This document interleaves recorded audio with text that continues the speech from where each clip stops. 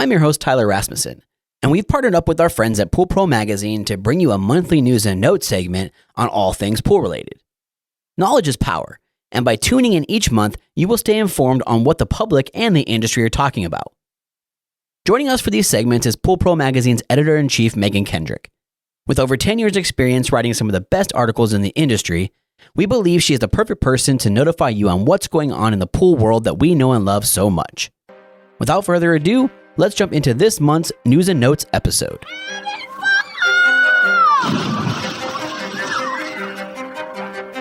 Welcome to your go-to podcast for the pool and spa industry. My name is Tyler Rasmussen. And my name is Greg Villafania. And this is the Pool Chasers Podcast.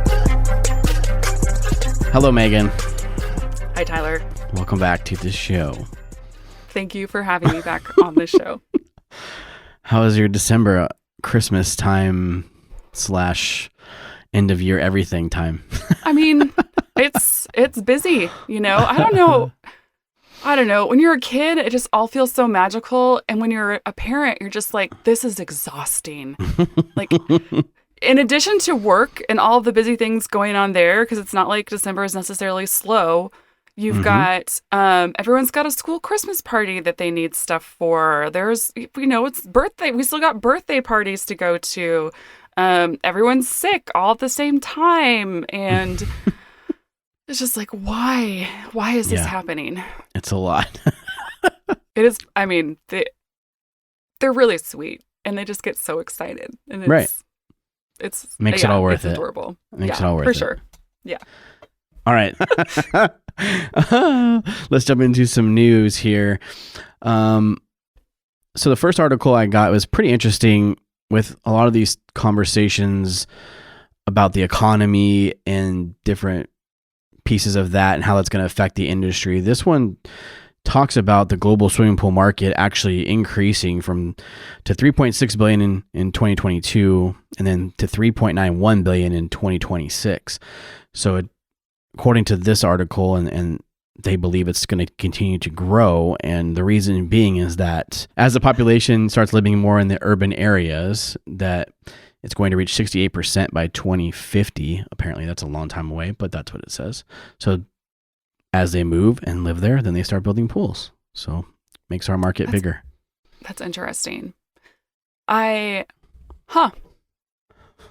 don't know if I agree with that. I mean, I agree with the growth, but I don't know if I agree with that being where it's coming from. So it'll be interesting to see how that plays out. It's part I'm of not it. a market I researcher. guess if we don't price them out of, buying a pool, right? That would be the concern, but yeah, I feel like the next few years, the biggest area of growth we're going to see in the pool industry is going to be fixing all the pools that we put in a giant hurry the last year and a half. That very well might happen.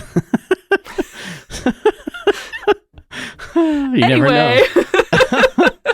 Hey, you got to create our own work, right? No, I'm just kidding. Someone, I was talking to someone about it at the show and they brought that up and I was like, because, we're talking about the renovation market being huge and he's like, and yeah, we got to go out and fix all the ones that we didn't do a good job in the first place. And I was like, you're right. That's going to be a thing. It probably will be for sure. I don't know if he probably doesn't want me quoting him on the podcast. So we'll just say, I'll just say that didn't come straight from my brain. There you go. I got to give credit where credit's due. Anonymous source at the Pool and Spa Show. There you go.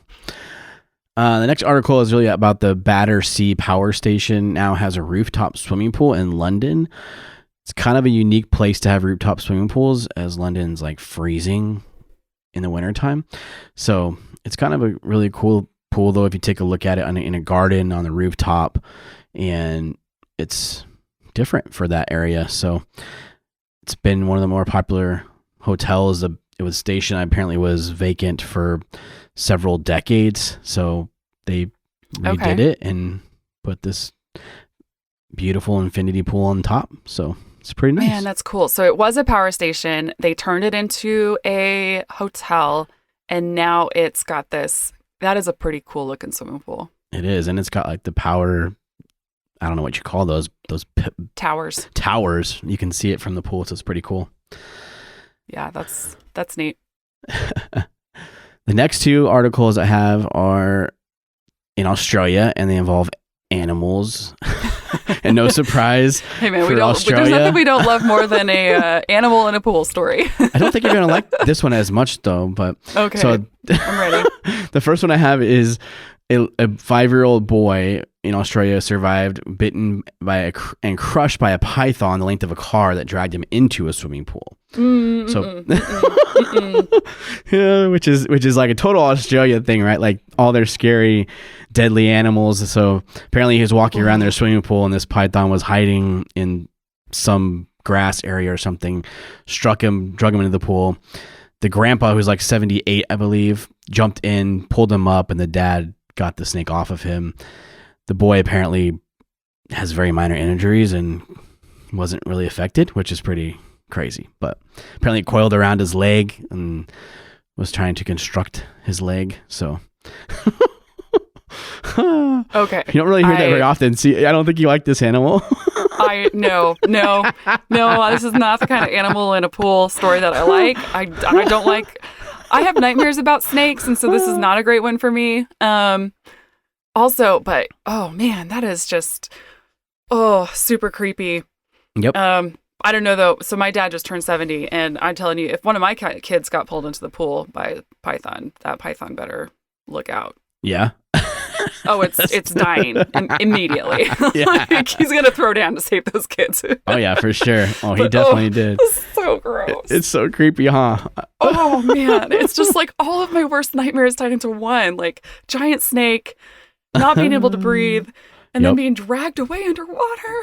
And it's a kid. It's my kid. I know. So bad. So bad. Ooh, He's actually 76. Correct myself, but still, that's pretty awesome. The other one now is just frogs. So can you deal with frogs? Okay with that? I mean, I could until I saw the picture, and it's I also know. so gross. It's so gross. So thousands of frogs made themselves home in a backyard saltwater swimming pool, with the homeowners not knowing how on earth to get them out. So there's two separate pictures. One doesn't look that bad, and it takes a corner shot of the pool, which is like literally shows thousands of frogs. And I guess they've had 10 weeks of flooding in that area, so they just been attracted to the saltwater pool. But cool thing is, I guess they made this part of their daily lives. So they spend 30 minutes a day going and scooping out frogs and relocating them.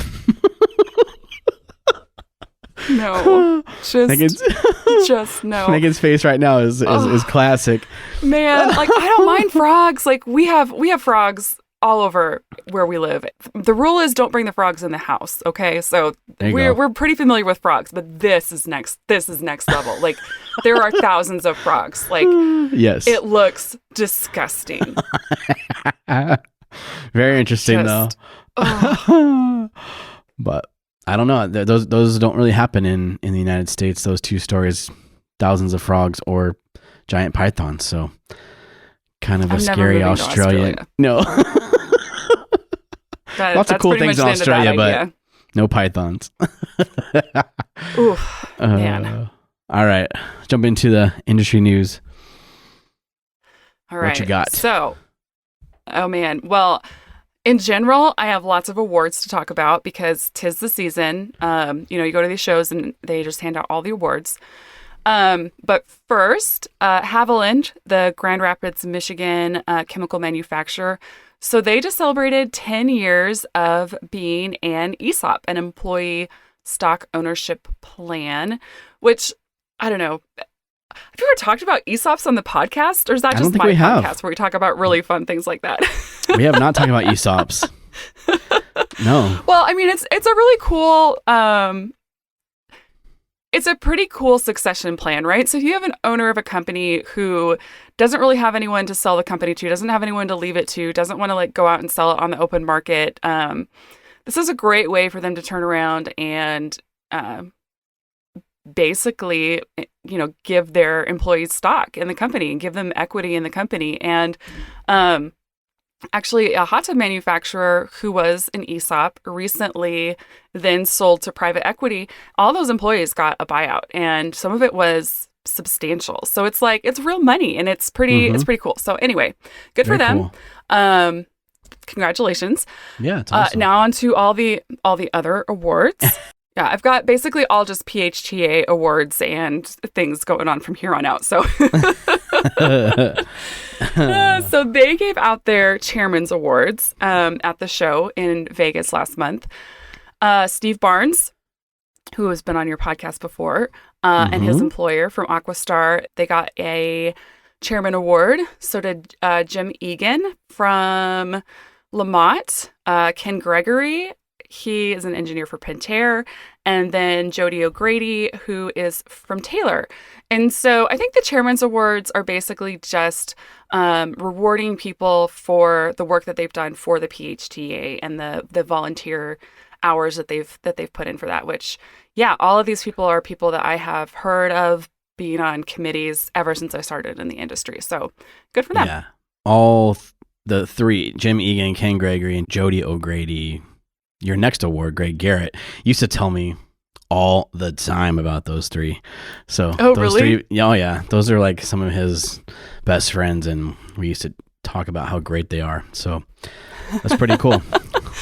Yeah. Yeah, no. Well, and I don't think people realize sometimes like the work that happens on those committees like really shapes the industry in ways that I don't think we really always comprehend and see and understand. And it's a lot of hard work and a lot of time. So yeah, absolutely. Yep. Good for them. So you already brought it up, but the next little bit of PHTA awards information, the $5,000 Greg Garrett Scholarship. This is the first year that they've given that away. It went to Kelly Clancy. She owns Legacy Pool and Spa in California. So in 2020, she helped co-found the Pool Girl Pro Industry Trainings. She's done a lot of speaking and been to a lot of classes around the industry. And so very well-deserved for Kelly. And she's super nice too. I'll just say that as well. That she is. Absolutely. Very cool. And very cool of them to create that award. I think he deserves it, and it's a big honor to have. So congratulations to Kelly there. Yeah, absolutely. So at the show, the PHTA also announced their board for 2023. I won't go through the names of everybody on the board, but Charlie Claffey was appointed chairman of the board from Claffey Pools. So he's the head dog now. He is. He also spoke at the International Pool and Spa Show. Yeah, he did. Yeah, he handed out quite a few of these awards. He did. They don't tell you that's part of the job. You gotta stand up in front of people and smile and shake a lot of hands. But he seemed fine. He was good at that. So that seems like he's fine. Yeah. So before the end of the year, if you are looking for a college scholarship of any kind, or if you have a child who is looking for one, the NPC, their Ray Perales Memorial Scholarship, the window for applying for that is closing on December 31st.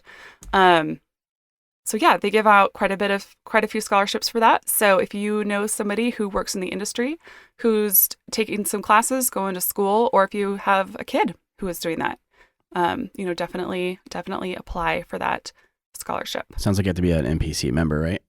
Yes, you do need to be an NPC member or, family of an NPC member. Mm-hmm. A little bit of hot tub news. This was the big news when I stepped onto the show floor on back in November, the first day, is Monomoy Capital Partners, a private equity firm. They purchased Nordic hot tubs. So last year, if you do remember, Tyler, they purchased Artesian Spas and Marquee hot tubs, and now they've added Nordic hot tubs. And so they are coming for the big boys, I think. Yeah, sounds like That's their plan. Interesting. Yeah. Very cool. Congratulations for them. That's cool. Yeah. So we have a few new products that have come out, and obviously at the show, there's always new products, but the ones that have hit my inbox recently. So there's 2 new pumps to talk about. Hayward has added a new pump to its TriStar lineup, the TriStar XL. So a nice big old residential pump. And then there's someone new to the market. The company is called ePropelled, and they have come out with a new energy efficient electric motor. Yeah, so that's something to check out and see. I mean, it's always interesting to see new people enter the marketplace. They've been working on this for a long time, so I feel like they contacted us a long time ago to talk about this new pump that they're coming out with, and it is finally here. So yeah, if you want to know more information about that, we've got a big write-up about it on the website right now if you want to check that out. Wow, I've never seen this yet. This looks super cool. Does it? It doesn't look like any pool motor I've ever seen. So it's very, very different design. Very cool. Yeah. Looks like a 2022 type of invention. Pretty cool. All right. I'll have to read through it. Yeah, I will say I don't know a whole lot about pump motors. That's not really my wheelhouse or area of expertise, so I'll take your word for it. Sorry, nerding out over pool motors. That's how I actually got started in the industry, right? Was rebuilding motors. That's right. So for me, that's right. Yeah, that's right up your up your alley. Yeah. Right to the beginning. But pretty cool. Yeah, I think so too. I only have one mover and shaker for this time, which I don't know. It's always a little quiet this time of year, I feel like, on that front. But Lance Martin, everybody's got to get their Christmas bonuses. They gotta stick it out. Yeah, no one's going anywhere until after the holidays. No. Yeah. But he joined SPS Pool Care. They're a national pool service consolidation company. So he came to them from Terminix. So welcome to the pool industry, Lance. Enjoy. That's all I got. Do you want to mention the other couple trade shows coming up? Yes. So as we all know, January and February, big months for trade shows in our industry. So Southwest Pool and Spa Show, it is coming up here on January 8th through 11th. Desert Pool and Spa Show, the 19th through the 21st. And then the Atlantic City Pool and Spa Show, the 24th through the 26th, to kind of round out the month. And then, many more to follow. But those are the ones coming up next. Very cool. Yep, if you can make it to that Atlantic City show, that's one of the best for sure. And the regionals are also always cool to, especially if you're a service company, very service heavy shows. Absolutely. Both those two are. Yeah. So. Well, and it makes it like just a much more affordable way for all of your people to get training, right? If you need them to do the CPO or whatever else, couple hours away, you're not you're not paying for plane tickets. Not penning. Yeah. Yeah. Penning for planes. Yep. It's a great way to do it, guys. You should listen to me. I'm a pro. All right, let's talk. Let's talk about the PoolPro article. Yeah. So in our last pool ops department, we talked about selling your business, which is something that we're planning on talking about a lot in the next year. Just what does that look like? What are the options? Just laying out some kind of a plan, because you should have a plan no matter what and what that looks like. And you should be preparing for that throughout your entire life as a business owner, right? Yes. So yeah, we kind of look at a few different things that people have done in the industry.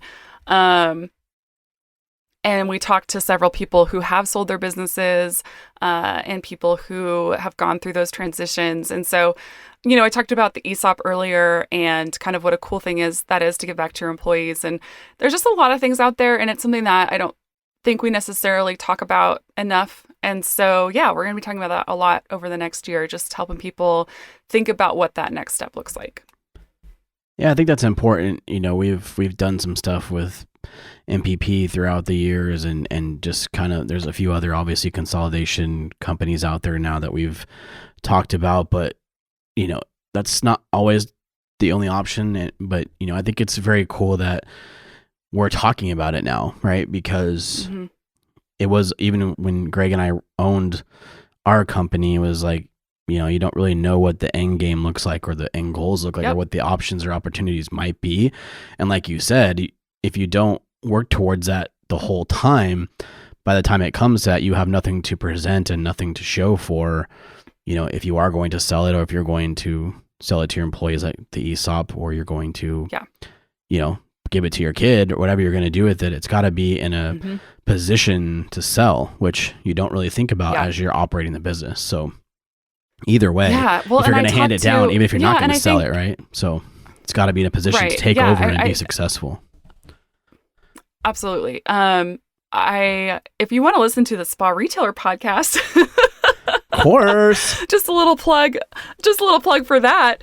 But I talked to a guy this last week who bought the business from his parents, and it was so interesting because I think a lot of times it's like, oh, well, my kids are just going to take over, and you don't put a lot of thought into what that looks like. The cool thing about this guy's parents and his family is that they went through a real succession plan, like brought in experts, like came up with the whole thing. And now he has a manual, like a succession manual that outlines everything that he can and can't do. His parents, they've created a board. His parents on the board. Him and his brother are the owners now. And they gave them guardrails to help them be successful. Right. And it was just so fascinating. I've heard some, but I have not heard very many people who have gone through the process that in depth when they're handing it off to family. And it was just so smart and wise. I think you think as a parent, I'm creating this business to set my kid up for success, but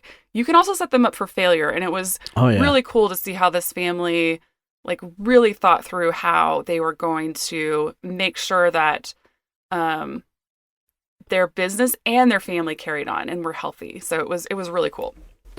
It's very cool. I think everybody should do some version of that especially if they're going to leave it to their kids, because their kids aren't you, right? They, you know, as a business owner, you do a lot of things, wear lots of hats, but they're not going to be you and they're not going to do it just like you. But if you can set them up to be successful, you know, like you said, putting the guardrails on it is not necessarily a bad thing. And then at some point they'll understand the entire business and those guardrails will fall off and, you know, they'll be set up to succeed. So very cool. I will definitely check out that episode.